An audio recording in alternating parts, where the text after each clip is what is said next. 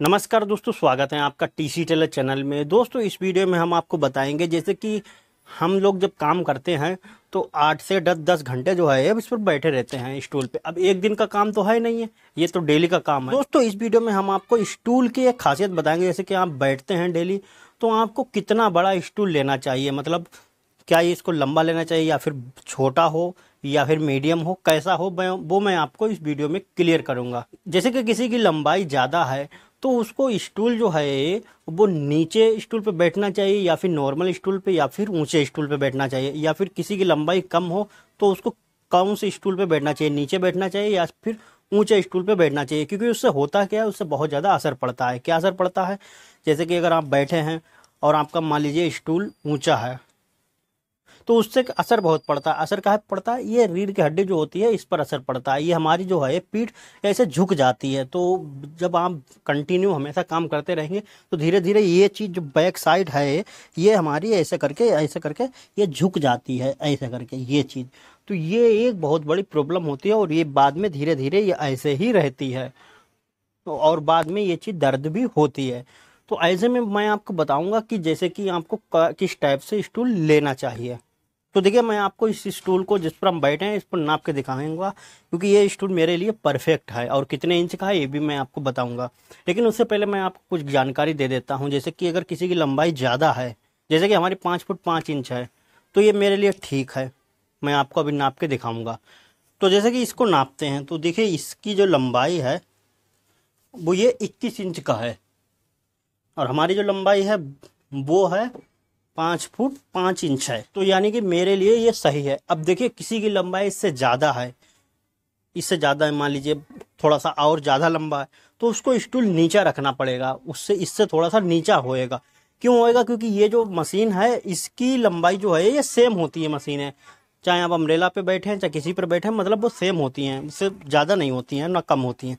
तो ऐसे में अगर किसी की लंबाई ज़्यादा है और स्टूल की भी लंबाई ज़्यादा है तो उस वो ऐसा करके उठ जाएगा थोड़ा सा।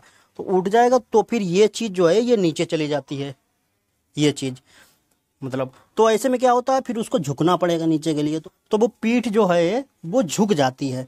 तो ऐसे में क्या होता है कि इस तरीके से ये हो, मतलब रीढ़ की हड्डी जो है ये राउंड में बन जाती है, कमान की तरह बिल्कुल। तो ये हमेशा की रहती है प्रॉब्लम।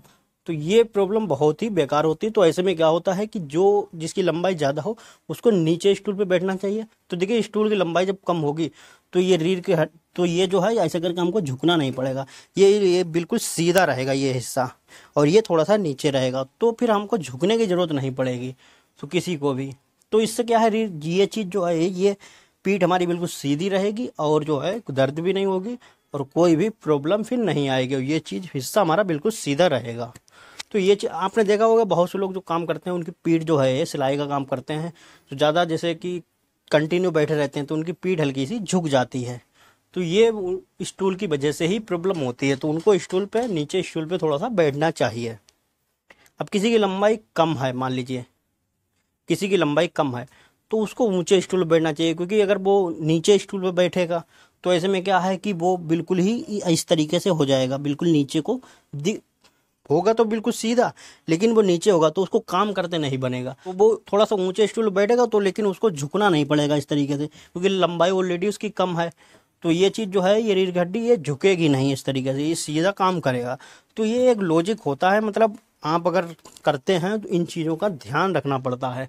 तो देखिए, बैठे बैठे आदत तो पड़ जाती है, मतलब आप अगर ऊंचे पे बैठेंगे तो आदत पड़ जाएगी, लेकिन प्रॉब्लम होती है।